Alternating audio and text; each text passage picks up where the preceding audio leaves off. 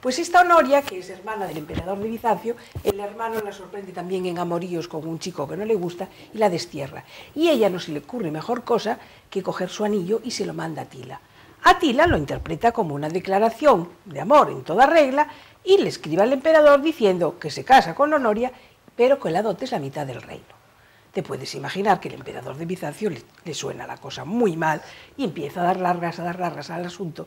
Y entonces Atila se consuela con una jovencita que se llamaba Ilío o una cosa así, y en la noche de bodas muere.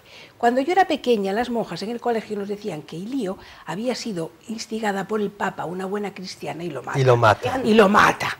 No, mira. Atila, como una Judith. Sí, como una, sí. Vamos a ver. Atila, después de estas carnes, debía tener un ácido úrico impresionante. Yo qué sé. Yo qué sé. Bueno, sí.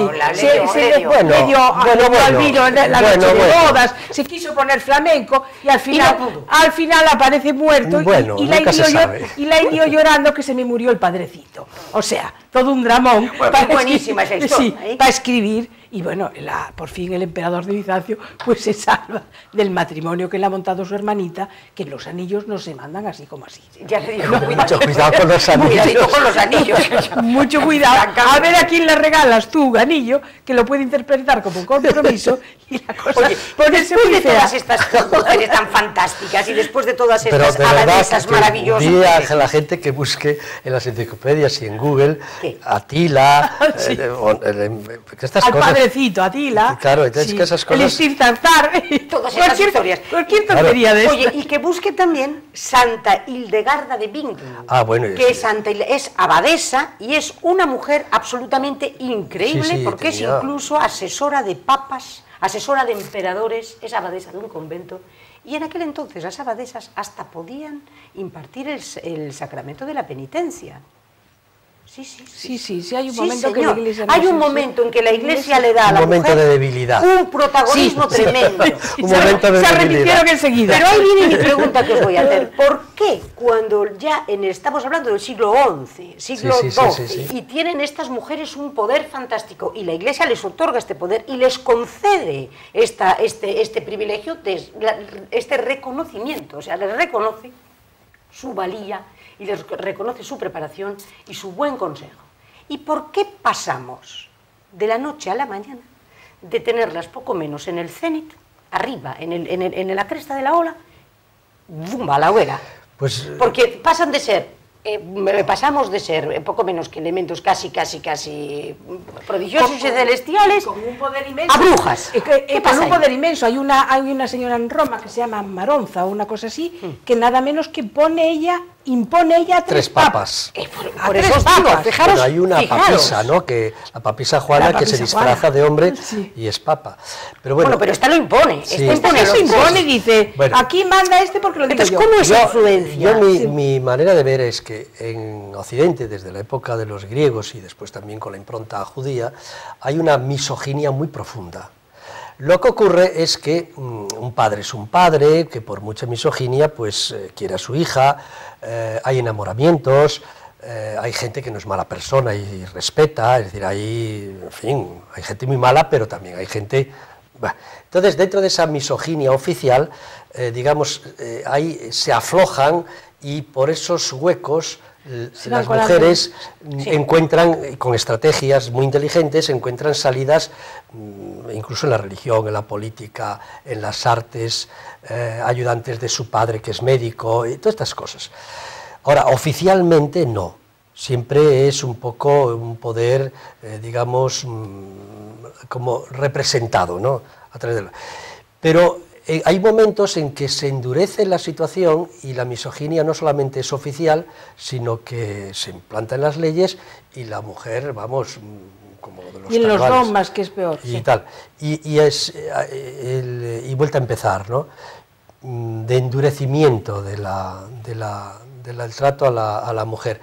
Pero claro, siempre hay fisuras. Esto es como en estas cosas que leemos de los campos de concentración. ¿Cómo es posible que con toda la vigilancia en los campos de concentración que eran para matar, todavía se escribieran libros, todavía hubiera resistencia, se hicieron fotos? O sea, que fíjate el ingenio del hombre, esclavizado en para burlar al guardián. Claro, claro. La mujer, claro, la familia, la madre es madre de mi prole, de la parentela, de mi apellido, y claro, tiene un estatus, tiene un tal. Y después las mujeres pobres, pues al tener que trabajar, pues tienen libertad de movimientos, porque tienen que trabajar. Y al tener esa libertad de movimientos también tienen libertad de trato, es decir, que también por clases sociales. Ahora, oficialmente, la historia de Europa es una historia misógina. Sí. Oficialmente y en la realidad. Pero siempre hay... Pero dices de Europa y también estamos hablando del Islam. China y de... Sí, porque el Islam, todas las hablábamos antes de Córdoba, y de un poco el esplendor que tuvo ese califato, claro.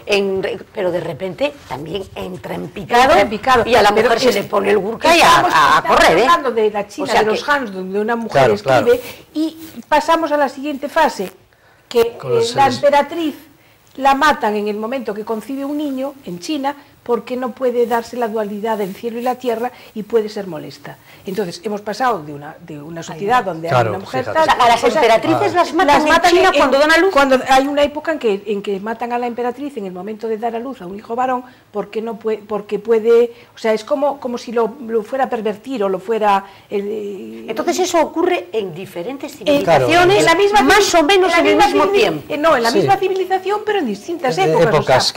Épocas que se endurece... Que que estábamos hablando de la importancia de Alejandría, donde las mujeres, pues eso, se leen el papiro rosa y las novelas y tienen una educación matemática y de todo tipo, y luego nos pasamos pues a épocas atroces de quema de brujas. O sea, es que la historia es muy porque fíjate, difícil. Yo estaba viendo... No es que el hombre haya evolucionado y digas, va en unas... Va hacia arriba, ascendente. No, va en picos, dientes de sierra. Pero yo, fíjate, tenía aquí una serie de mujeres, sobre todo de Alemania, que es en donde destacaron muchísimo. Pero tienes, bueno, la de Hildegard de Burken, esa es impresionante. Pero es que luego tenemos, fijaros, a una señora que se llama Drouda, que es del siglo IX, que escribió el primer manual de la historia del primer tratado de educación a los niños. Siglo IX. Y fíjate qué bonito. Y luego tenemos por ejemplo, pues esta señora que es la primera que escribe el primer tratado de ginecología. Se llama Trótula, siglo XI. Esta me parece que el padre era médico. El padre era médico. Sí, creo que sí, y ayudaba a su padre. Y ella aprende con él. O un personaje de estos... Es que las parteras muy frecuentemente son las mujeres y son las que están en contacto con... Claro, fíjate tú... Pero luego llega un momento en que ya son brujas, porque entonces claro, entra la Inquisición, ya entra la Inquisición y entonces ya sabes mucho. La mujer que conoce las hierbas, cuidadito, cuidadito. Y entonces ya no es... una mujer que está haciendo una labor social, una labor humanitaria, una labor médico impresionante, porque son las que están avanzando en todo lo que pasa a hacer hechicera.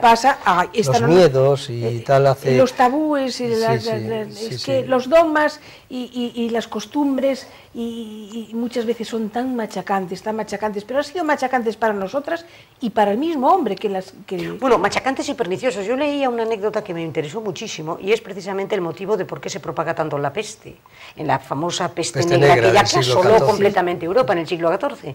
Y era porque resulta que el gato estaba considerado como un elemento, como si fuera el demonio. El gato era la personificación del demonio. Aparece en los capiteles como el diablo. Como el diablo. Entonces, en Francia dicen, bueno, pues entonces vamos a exterminar a los gatos en aquel entonces. Y aparecen entonces, las ratas. Al exterminar a los gatos, las ratas proliferan y crean nada menos que una peste que llega a asolar a Europa. Y esto...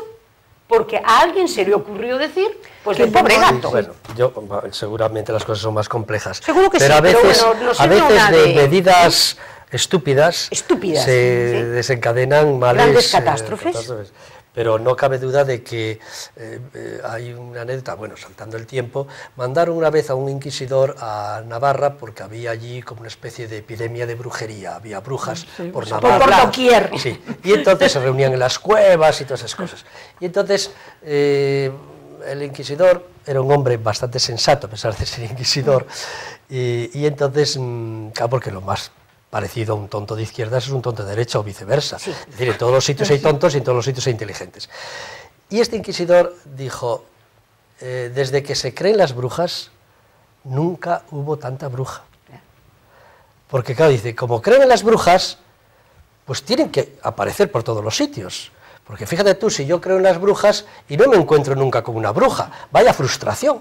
Y claro, si tú crees en las brujas, o si tú crees en el demonio, pues tiene que aparecer el demonio por todos los lados. Y entonces, como hay a las mujeres se las odia, pues pumba. Y si son inteligentes pues a por ellas. Y esto siempre ha sido así. Hablando de mujeres quemadas, una muy importante y muy batalladora fue Juana de Arco. Hombre, Santa Juana de Arco. Pero ¿quién se carga a la pobre de Santa Juana de Arco? Todos. Empezando por su rey, que lo defiende, siguiendo por la iglesia y luego por los ingleses. Vamos a ver, el rey es que era medio lelo. Sí, ese era lelo. El rey era medio lelo, porque vamos a ver, ella corona al rey en la Catedral de Reims, me parece. Sí, es impresionante. Entonces el rey después dice, no, que esta es bruja y permite que la quemen. Y un día se despierta y dice... La queman los ingleses. Pero él lo permite. Y un día se despierta y dice, un día me ha coronado una bruja. Entonces tiene que llamar al Papa y dice, hazme la santa, porque si no mi corona está en entredicho. O sea, tiene que ser una cosa así, muy rápida, porque mi corona ha quedado... Y la hace santa. Y la hacen santa. Es que vamos, esos vaivenes, y además con la pobre de Santa Juana de Arco.